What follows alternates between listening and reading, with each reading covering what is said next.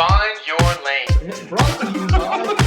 Have we found our lane? I don't even know if we found our lane. I don't even know if we found. Have we found our lane? Our lane. How you find your lane? Welcome to Find Your Lane. Welcome to Find Your Lane. We're pumped to be here. I'm Ben, this is Jeremiah. We are best buds, business partners, and we are here to talk about finding your lane. And we're pumped to have this podcast to talk about all things business, life, family. Fun. Fun. Be silly sometimes. Probably silly. Which Probably silly a lot to start.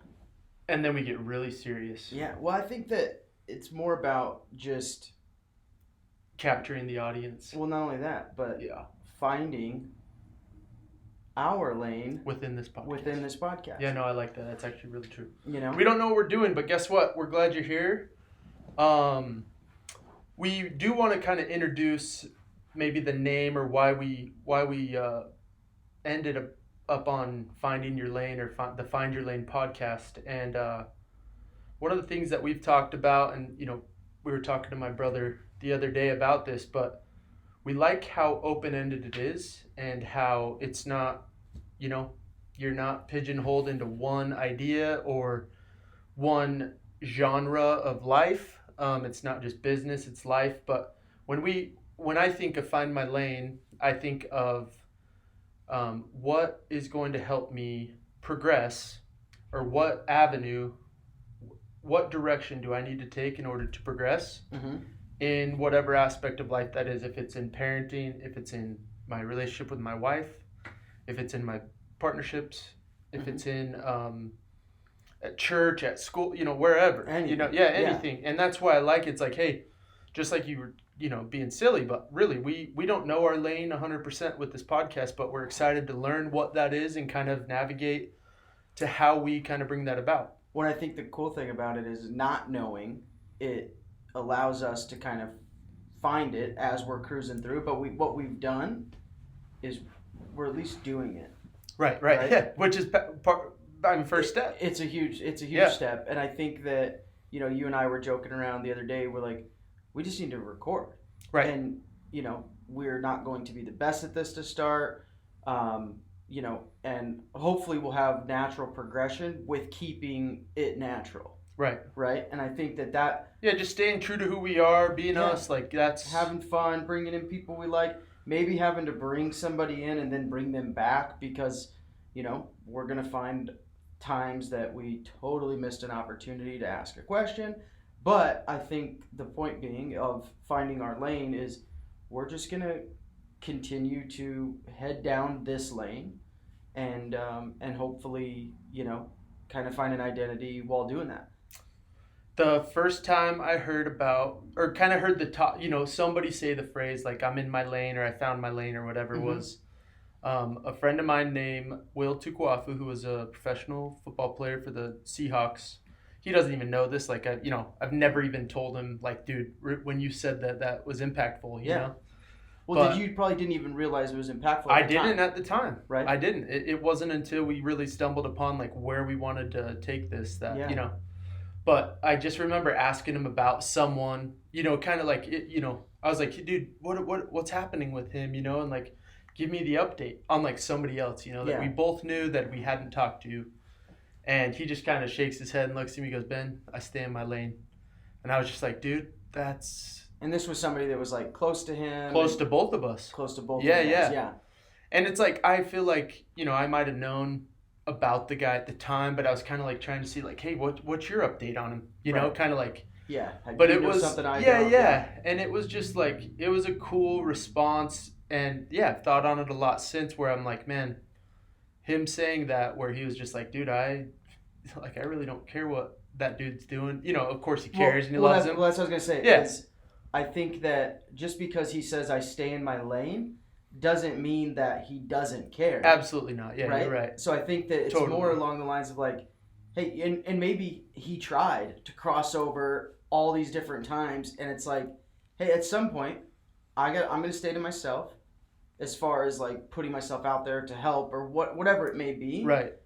even though I still have this great deal of care and love and whatever for that person, but he said, I'm going to stay and, Yeah, and I think that's exactly what I was kind of taking, as I thought about it, is like, not that he didn't care, you're exactly right. He cares deeply about this person, but it was more like he probably found happiness in that lane. mm-hmm. He found he progresses the best in that lane when he stayed in it. Sure. And I think that's an important piece of what brings me most excitement of, talking to folks about their lane Mm-hmm. is like, I think when I think of a lane, I think of a path, a set path that, you're not going backwards in lanes usually. Totally. You know what I mean? Yeah. If you're in a lane, you're usually trying to at least progress forward. Right.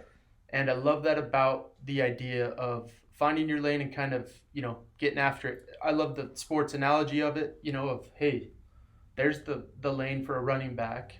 You Right. have to go in between those two big dudes. Pick it. It's a little lane, but Right. dude, you need to hit it hard. And so, there's a lot of application there that was kind of the origin story of the first time I heard of. Yeah, and finding I your heard lane. something yesterday that I didn't even consider. It's funny. I was just talking to you about that funny tattoo Yeah. and how once you kind of like focus on something, you start seeing it everywhere, right? So once we, identified the name of our podcast, slowly started recording, just kind of putting this together, you start paying attention more to those things. And so yesterday I heard that I didn't even consider with, your lane and finding your lane was, they were talking about jealousy, or not necessarily jealousy, but like wishing failure upon somebody because you're not the person that's succeeding. And, we tend to do that a lot as we grow. It's very natural, I think, when, you might have a friend or an acquaintance or something that's doing really, really well. Right. And you start kind of bombing on them because you're not doing quite that well. But what's interesting about it is that's not your lane. So they may be doing great right now, and that was their path. Yeah. It has nothing to do with you. You're not derailing them. Right. And all you're doing is putting yourself in another Worse spot. in Yeah. a worse spot. And it's so natural for us to do. And I've really started to kind of focus on it over the year, like over the last couple of years of like, I know so many people that are, in a better financial position than I am at the same age or younger or whatever. And I used to be like, well, dang, man, I wish, like, I feel like I have these skills. Yeah, you're envious. You're like, And I just got to a point, and I talk to my wife about it all the time. I truly, at this point, and I can say this honestly, I mean, a couple years ago, probably there was some serious jealousy, or envy, or whatever it may be. And I can truly say, like, I don't care anymore. Yeah. And it took a long time to truly believe that. I would say, like, oh yeah, it doesn't bother me, or good for them, right? So can I ask you a question about that? So do you truly not care? I mean, you're not jealous anymore, but do you feel like it's turned from maybe not caring to actually being genuinely happy for the people? 100%. So 100%. did that, so I basically knew that answer, but Right. how do you think you got to that? Well, Did you have to work through it? I mean, what did that look like? Yeah, and I think I still work through it. Yeah. Right? Like it's not It's not auto. No, Okay. I don't think it's natural. Yeah. And That's true. And maybe that's, the upbringing. I talk to so many people about that, and just about everybody I know has had an experience in their life where they have been envious or Sure. wondering, why does that person have that and It's I such don't? a natural It's just feeling. a natural thing, Yeah. right? So I think you're constantly having to work at overcoming that feeling. But I think what has really changed it is one of my really good friends, Anthony. There was a period of time where like this dude lived on my couch. Shout out to Anthony. We'll get him on the Yeah, pod. Anthony's great. Yeah. And I almost look at Anthony as like, he's a dear friend, very close in age, very similar upbringing as me, but like almost like a mentor because he's done some really cool stuff in a short period of time in the business world, and he's just an awesome guy, awesome dad. And I look back on it and go, man, Anthony was living on my couch. We were goofing off, not really having a plan or a path or anything like this. And then all of a sudden he just says one day, hey, I'm going to do something in business and it was pillows, throw pillows for offices.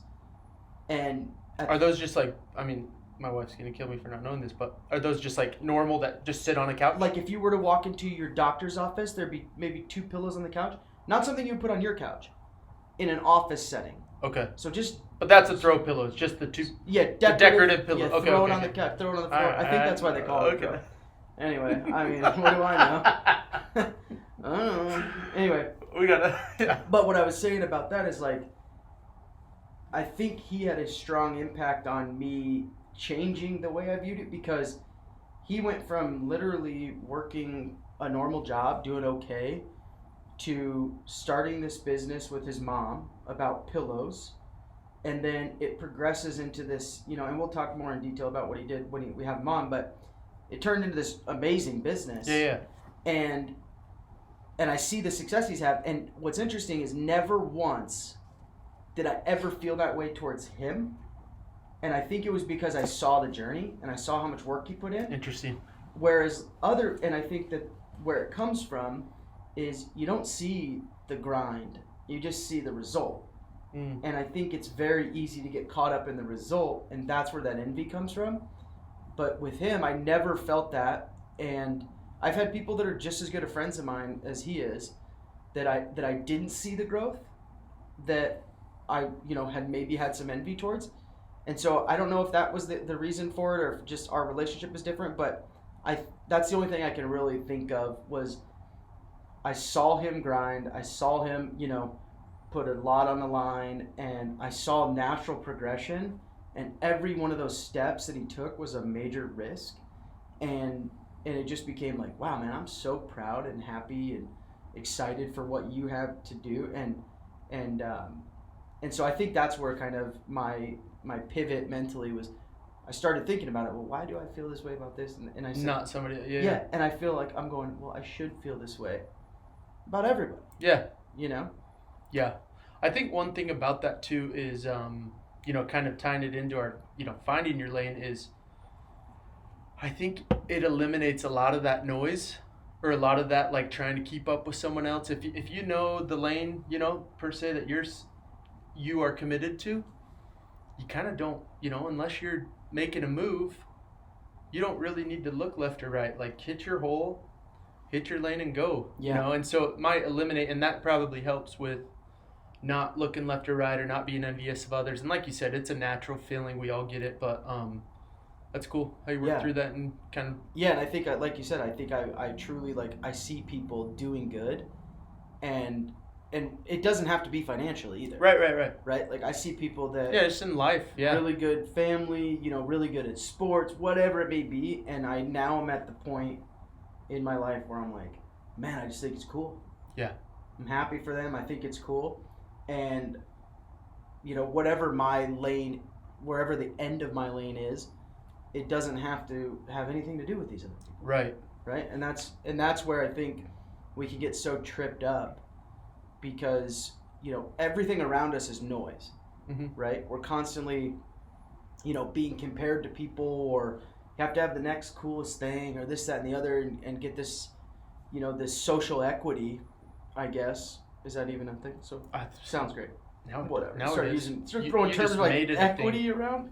Down. You're so smart. I mean, believe it or not, dude, I had that in my notes over here on my hand. But we're constantly fed all this. You have to have this, and this, or else you're not anything. And I think that money can be a goal, can be where you're trying to go, but finding your lane personally, spiritually, if that's, your thing, or whatever, family, you just need to find it, grab it, or if you can't grab it because you're not there yet, continue towards it. Yeah. I think one thing cool about it too is getting to your lane is not, most of the time, at least for my experience, isn't an individual feat. Like even, us in our, our profession, like you think all the people that we had to work with, or, just like learn from to try and even have a business open. It's like, dude, it's a lot of people to help you find that lane and get to that lane. I mean, you just start from from the top of our parents. You know, we both, you know, something cool about me and Jeremiah is we grew up in similar geography, if you will, or just, you know, close to each other in the 85206. Like half a mile. Not From even, right not here. even a half mile. Yeah, from like half a mile from each other. Yeah, not even. I would say from my doorstep. 0.3. Are we going 0.3? Just for the sake of. We should drive by the old house and measure it. Okay, we'll measure it to. We'll measure it. My house. But it's close. Yeah, but anyway, we talked about this, kind of cool, but his journey to find his lane or even find a lane as a kid was was very different than my lane to, you know, when I was a kid. Mm-hmm. and going off to college, or, you know, for me, I did a mission for my church, and you went to college and you dropped out of college to work for a couple of years, right. and then, you know, had a whole different upbringing, and that lane looked very different. But we just talked about how cool it is that we're both no 60 boys. Right. And 60 Productions. Yeah, dude. I love that. And you know, I grew up with 2 parents in the home while I was growing up, 7 siblings, you know. It's crazy. Yeah, dude. That Close. is You know, you had divorced parents early on. mm-hmm. Your mom had a really, really tough going, and you were relied upon quickly at a young age, especially because your older brother went with dad. Yeah, my brother spent a lot of time with my dad, and then having a younger sister who obviously was very attached to my mom.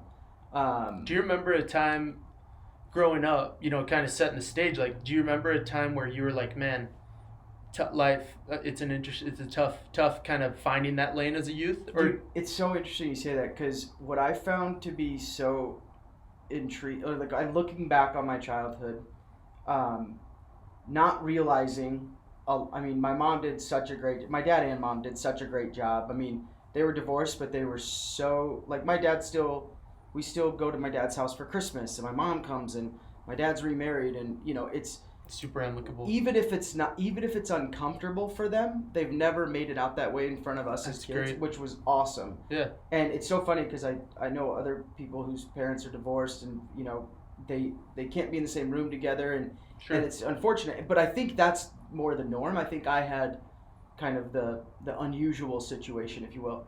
But what was so interesting to me was, I always kind of, I mean, you know where I grew up, like over, you know, here and then over by Alta Mesa. I mean, I live right next to a private country club, Alta Mesa, right. in this tiny little house. And also everybody around me kind of had this, you know, stability. All my friends and their, you know, parents were all together. A lot of them had money and, you know, all the clothes. But what was so interesting is for whatever reason, those friends of mine gravitated to my house. You know, and I don't know if it's because, like, my mom was working and my house was kind of empty and we didn't have a lot of rules. Yeah. But which obviously is part of it. But it was, I don't want to say they wanted to, like, live this struggle, because it's not like you came over my house and knew we struggled.